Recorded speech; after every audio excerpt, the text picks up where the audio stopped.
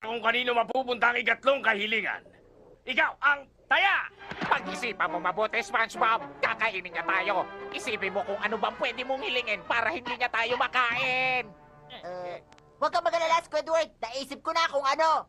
Hindi niya tayo makakain dahil ang kahilingan ko, sana ang Dutchman ay isang vegetarian!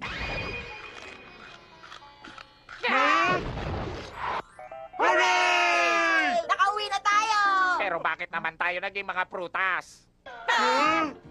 Siyempre, pwede rin ako humiling, no? Hoy! Bumalik kayo rito! Saklala! Tulungan niyo kami! Sige na! Bahala niyo dyan, ha? Hoy! Bumalik kayo rito!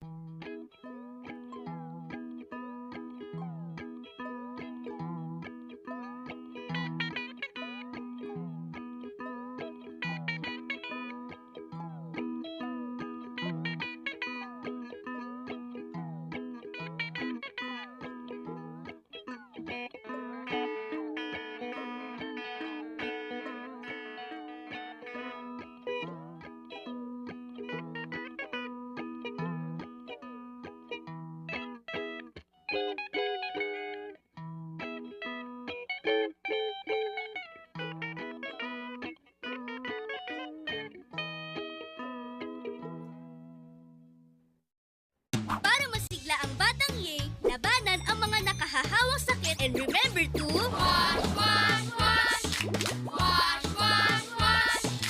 W! Wear a washable mask kung may sakit